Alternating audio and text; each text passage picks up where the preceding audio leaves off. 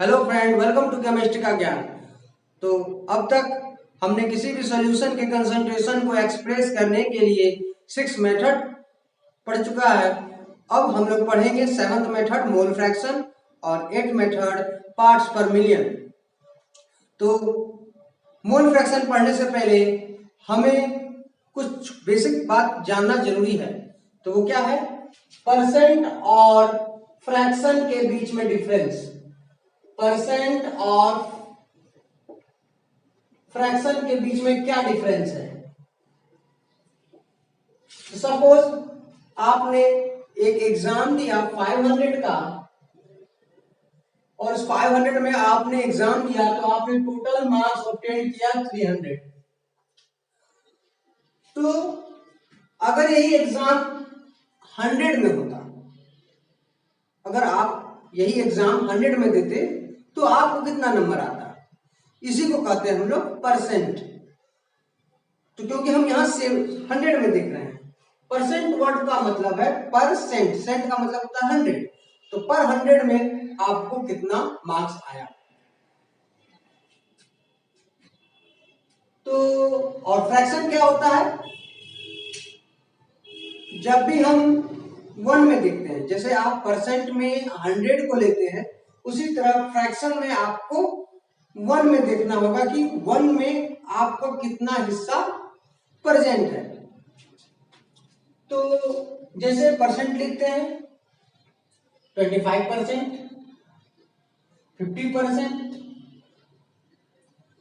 90%,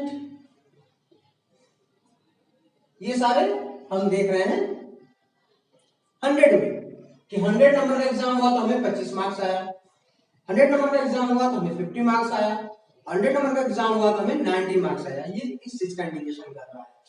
अगर वही मार्क्स अगर हम एक में देखना चाहते हैं तो 100 में 25%, अगर हम फ्रैक्शन में ये चीज को लिखें तो कैसे लिख सकते हैं? 0.25। तो ये हम 1 में देख रहे हैं कि 1 में 25% कितना होगा? 0.25। अगर 50% को अगर हम 1 में देखें तो 1 का जो 50% आधा होता है वो होता है 0.5। अगर 90% है तो इसको हम क्या लिख सकते हैं? 0.9। तो अगर आपको परसेंट को फ्रैक्शन में बदलना है तो बस सिंपली आपको 100 से डिवाइड करना होगा। बस अगर आप 100 से परसेंट में डिवाइड कर दोगे तो वो फ्रैक्शन बन जाएगा। अगर फ्रैक्शन को आपको परसेंटेज बनाना हो तो सिंपली आप क्या करोगे? 100 से मल्टीप्लाई कर दोगे। तो यहां पर 0.25 को अगर हमने 100 से मल्टीप्लाई किया तो 25% बन जाएगा। 0.5 को अगर हमने 100 से मल्टीप्लाई किया तो वो 50% बन जाएगा। 0.9 को अगर 100 से मल्टीप्लाई करूंगा तो 90% बन जाएगा। यानी सिंपली आप फ्रैक्शन को परसेंटेज में बनाना चाहते हो तो 100 से मल्टीप्लाई कर दो, और परसेंटेज को अगर आप फ्रैक्शन बदलना चाहते हो तो 100 से डिवाइड कर दो। तो आइए अब हम लोग पढ़ते हैं मोल फ्रैक्शन। मोल फ्रैक्शन को हम लोग x से डिनोट करते हैं। तो मोल फ्रैक्शन का डेफिनेशन है the ratio of number of mole of solute to the total mole of solution is called mole fraction. तो हम लोग एग्जांपल से देखते हैं।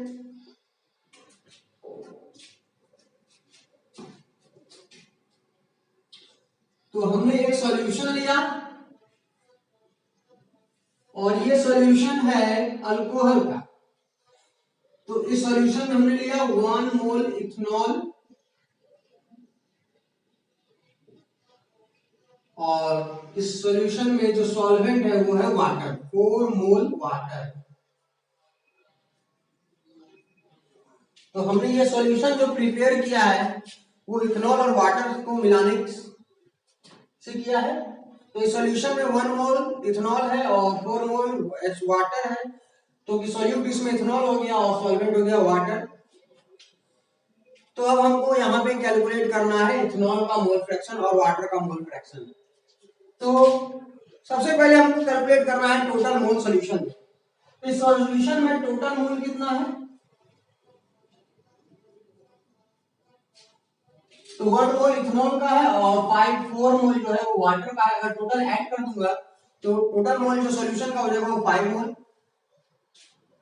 तो अगर हम डिफिनेशन के अकॉर्डिंग बात करें तो अगर हमको सॉल्यूट का मोल फ्रैक्शन निकालना है तो मोल फ्रैक्शन को हम लोग x रिप्रेजेंट करते हैं और ये जो स्मॉल ई है ये बता रहा है ये इथेनॉल है।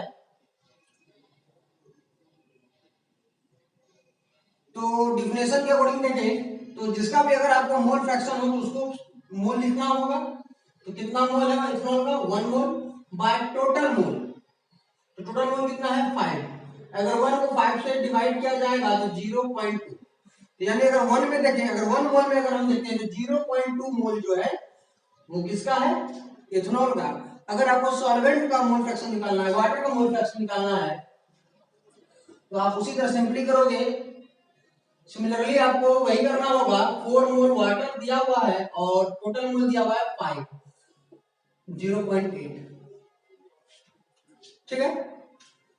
तो 1 में देखा जाए तो वाटर का जो हिस्सा है 0.8% है। तो लेट हम लोग कुछ मान लेते हैं let number of mole of solute N1 number of mole of solvent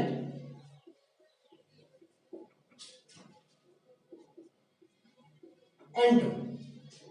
तो हमने यहाँ सॉल्यूशन में जो कंपोनेंट है सॉल्यूट और सॉल्वेंट दोनों का नंबर ऑफ मोल ले लिया है N1। सॉल्यूट का मोल है N2 सॉल्वेंट का मोल है।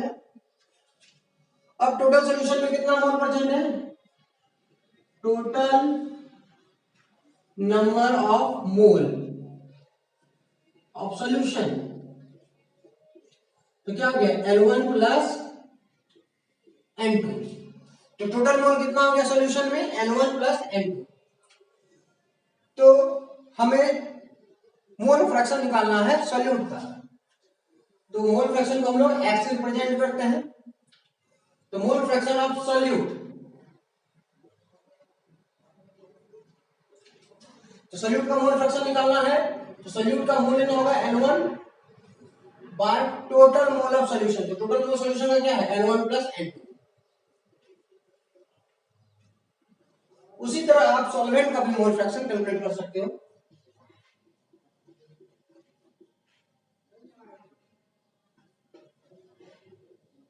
सॉल्वेंट का मोल कितना है N2 by total mole N1 plus N2। ठीक है। तो ये रहा आपका सॉल्यूट का मोल फ्रैक्शन और सॉल्वेंट का मोल फ्रैक्शन। तो अगर हम सॉल्यूट के मोल फ्रैक्शन और सॉल्वेंट के मोल फ्रैक्शन को ऐड कर दे तो जो इन दोनों का सम होगा वो आएगा 1। वो कितना आएगा 1 आएगा। देख सकते हैं यहां पर भी कि ये सॉल्यूट है और ये सॉल्वेंट है। अगर दोनों को ऐड कर देते हैं 0.2 और 0.8 को तो 1 आता है। तो एक बात नोट करने वाली चीज है कि जब भी आप सॉल्यूट और सॉल्वेंट अगर कोई बाइनरी सॉल्यूशन है उसमें 2 कंपोनेंट है तो वहां पे उस कंपोनेंट के मोल फ्रैक्शन को ऐड करने पे रिजल्टेंट क्या आएगा 1 आएगा। ठीक है। तो आगे हम लोग अब नेक्स्ट क्वेश्चन करते हैं मोल फ्रैक्शन पे। तो हमारा क्वेश्चन है a solution is prepared by mixing 60 gram of ethyl alcohol and 40 gram of methyl alcohol then calculate the mole fraction of ethyl alcohol and methyl alcohol. तो चलिए हम लोग इस क्वेश्चन को सॉल्व करते हैं। तो यहाँ पे 2 कंपोनेंट लिया गया है एक इथाइल अल्कोहल और दूसरा मिथाइल अल्कोहल। तो इथाइल अल्कोहल का फॉर्मूला आपको पता होगा C2H5OH और मिथाइल अल्कोहल का फॉर्मूला है CH3OH। इसको अगर आईपीसी नेम देखें ये तो कॉमन नेम है। अगर आईपीसी नेम देखें तो इसे इथेनॉल और मिथनॉल भी कहा जाता है। तो चाहे हम इथेनॉल भी बोल सकते हैं या मिथनॉल भी बोल सकते हैं कॉमन नेम की जगह। तो इथाइल अल्कोहल जो है सबसे पहले हम इसका मॉलिक्यूलर वेट कैलकुलेट करेंगे। अगर मॉलिक्यूलर वेट कैलकुलेट किया जाए तो इसका मॉलिक्यूलर वेट आता है 46 और इसका जो मॉलिक्यूलर वेट आता है वो है 32। ये कर लोगे आप। हमने सिखाया है पिछले वीडियो में कैसे आप मॉलिक्यूलर वेट निकालते हो, सारे एटॉमिक वेट को ऐड कर दोगे तो मॉलिक्यूलर वेट निकल जाएगा। तो ये हमने जो बताया ये मॉलिक्यूलर वेट, क्योंकि नंबर ऑफ मोल निकालने के लिए हमें मॉलिक्यूलर वेट का काम पड़ता है। तो यहाँ पे अब हम लोग को वेट क्वेश्चन में दिया गया वेट, वो इंफॉर्मेशन लिख लेते हैं। तो वेट ऑफ इथाइल अल्कोहल 60 ग्राम दिया गया है और वेट ऑफ मिथाइल अल्कोहल ये दिया गया है 40 ग्राम। और इस इंफॉर्मेशन के हेल्प से आपको टोटल मोल फ्रैक्शन निकालना है सॉल्यूट ऑफ इथाइल अल्कोहल का और मिथाइल अल्कोहल का। तो यहाँ पे आप WA WB भी लिख सकते थे, A और B से भी आप सॉल्यूट ऑफ इथाइल अल्कोहल और मिथाइल अल्कोहल को रिप्रेजेंट कर सकते थे। तो यहाँ पे आपने WE, E stand for ethanol और M स्टैंड फॉर मिथेनॉल या मिथाइल अल्कोहल। तो अब हम आगे बढ़ते हैं क्वेश्चन की तरफ। तो सबसे पहले हमें नंबर ऑफ मोल कैलकुलेट करना है। तो number of mole of ethyl alcohol अगर आपको कैलकुलेट करना है तो उसका फॉर्मूला है वेट बाय मॉलिक्यूलर वेट। तो वेट कितना है इसका 60 ग्राम दिया हुआ है और 46। अगर आप इसको डिवाइड करोगे तो 1.30 आपको मिलेगा।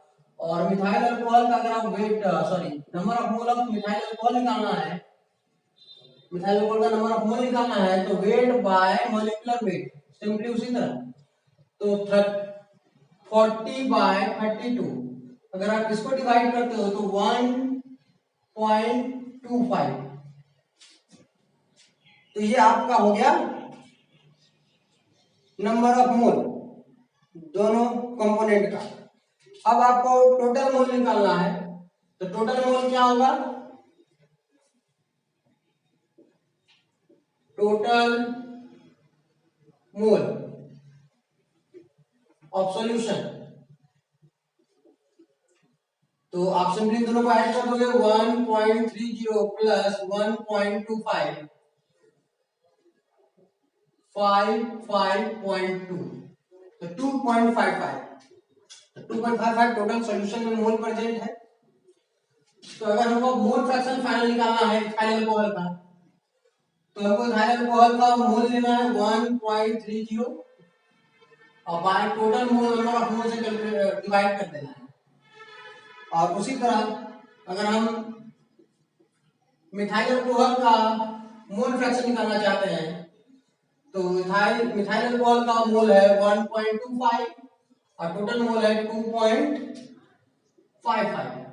अगर इसको सॉल्व करें तो इसको सॉल्व करने पे 0.51 आएगा और इसको सॉल्व करने पे 0.49 आएगा।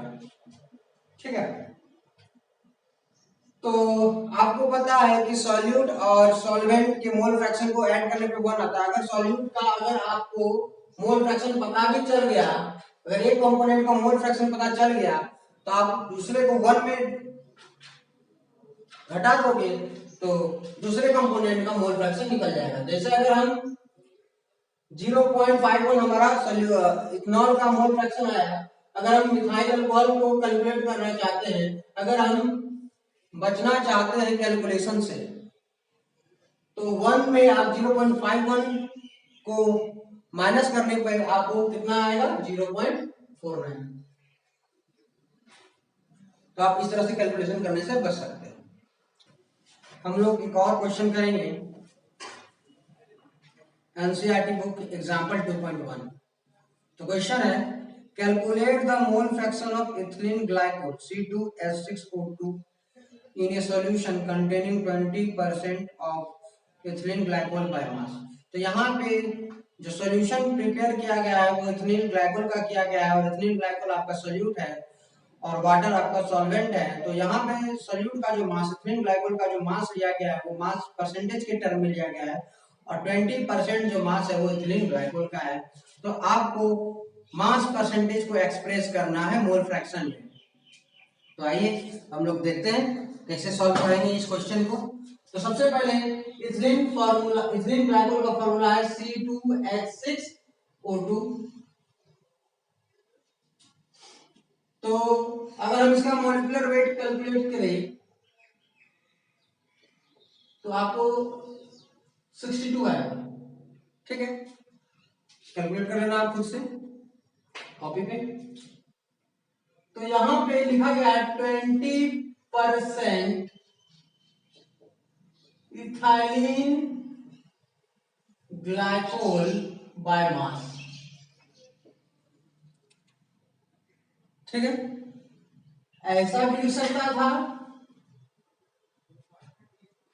20% W by W by mass लिखने का बताया जा रहा है। इसका मतलब मास परसेंटेज यहाँ पूछा जा रहा है। तो यहाँ पे जो बताया गया है वो मास परसेंटेज बताया गया है। तो 20% इथिलीन ग्लाइकोल बाय मास या 20% W बाय W भी आप लिख सकते हो। तो जब भी अगर आपको ऐसा दिया रहेगा तो हमने बताया था कि आपको क्या करना होगा, आपको 100 में देखना होगा क्योंकि आपको परसेंटेज में दिया है। तो वेट ऑफ सॉल्यूशन हम क्या मान लेंगे 100। तो वेट ऑफ सॉल्यूशन जो है वो आपका 100 ग्राम और वेट ऑफ सोल्यूट, तो आपका सोल्यूट कौन है आपको पता है,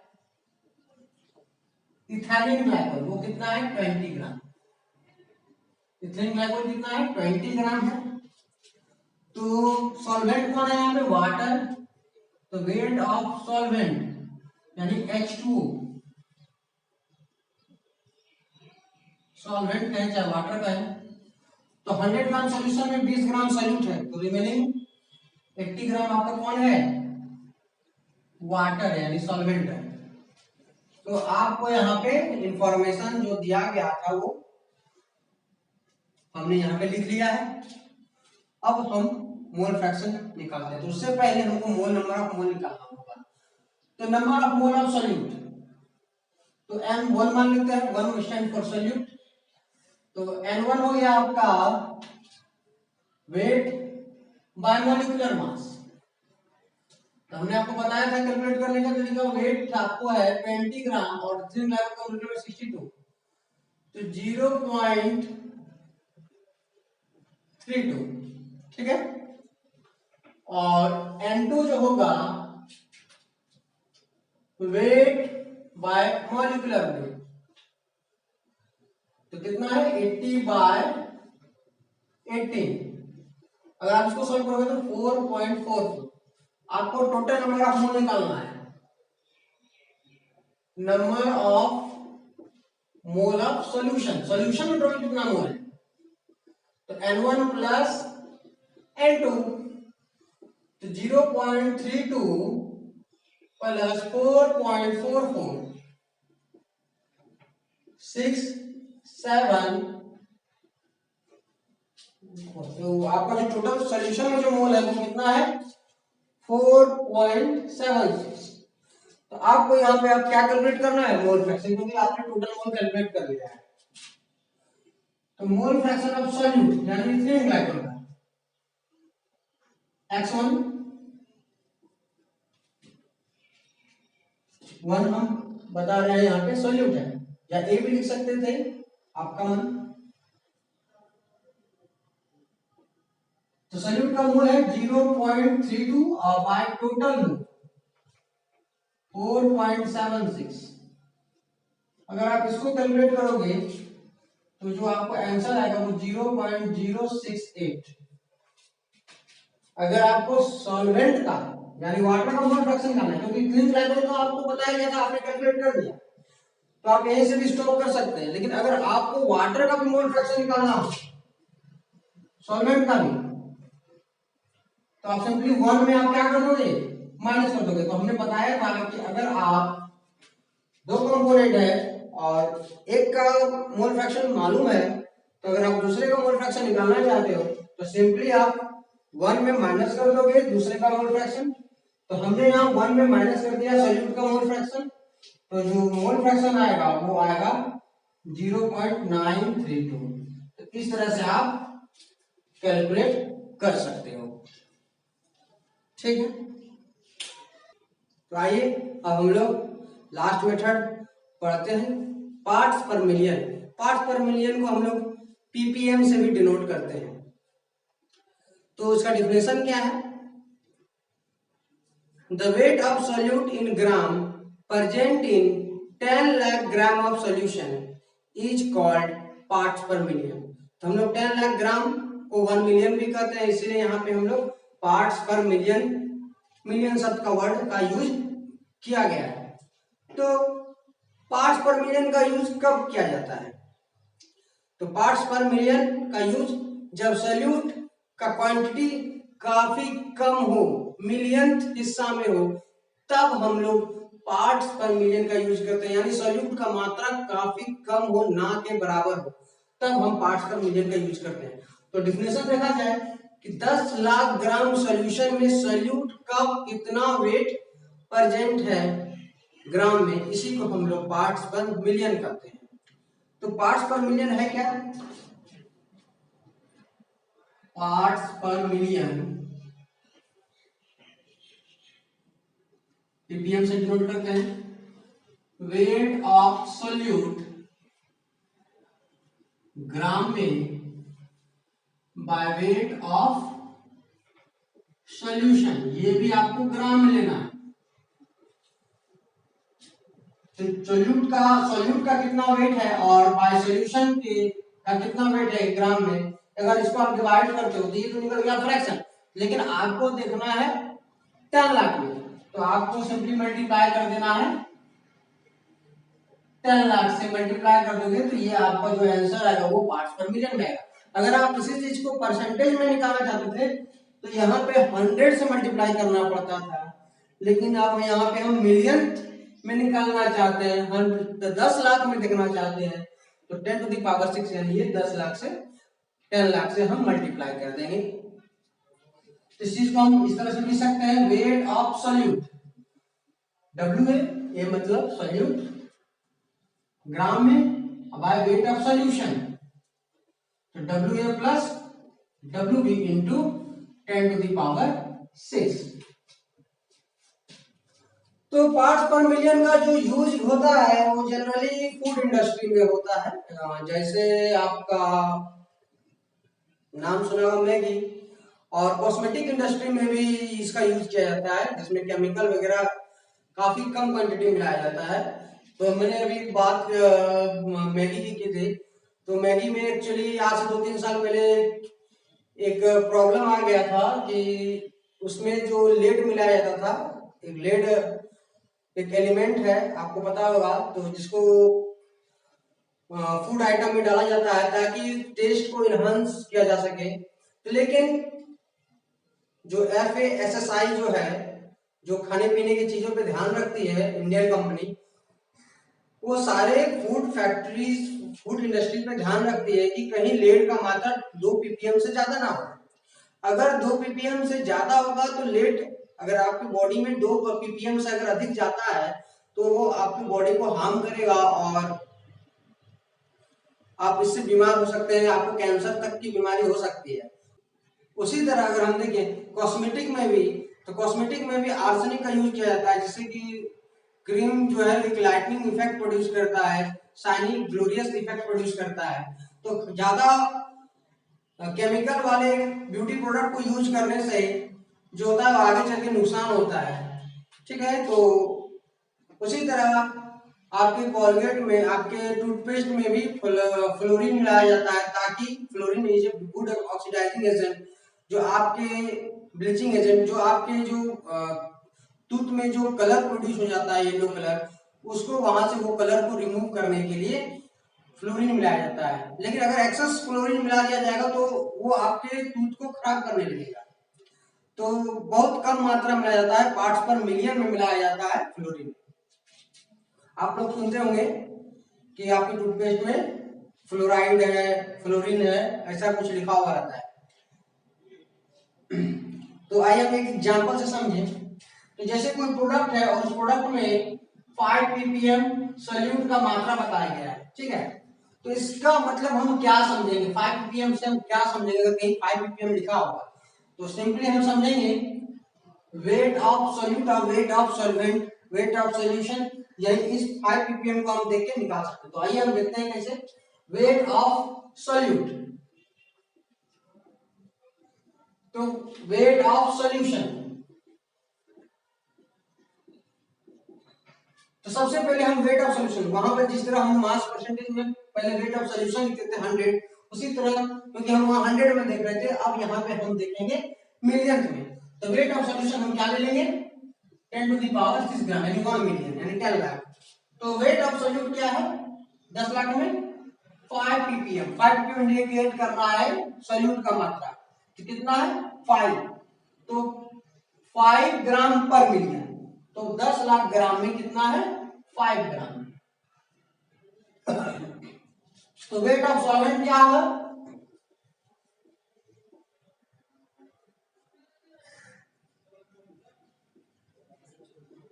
तो सॉल्यूशन में सॉल्यूशन का अगर मास पता है, सॉल्यूट का मास पता है तो आप सॉल्वेंट का वेट कैलकुलेट कर सकते हो, बस सिंपली घटा देना है।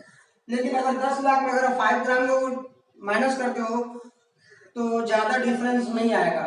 तो अगर हम कोई लार्ज चीज में अगर हम छोटी चीज को माइनस कर देते हैं तो बहुत ज्यादा प्रभाव नहीं पड़ता है। तो ये सिंपली अगर सॉल्यूशन का जो वेट है वो बहुत ज्यादा है, अगर सॉल्यूट का वेट काफी कम है 5 ग्राम है, तो अगर 10 लाख में अगर हम 5 ग्राम घटा दें तो ज्यादा कुछ इफेक्ट नहीं होगा।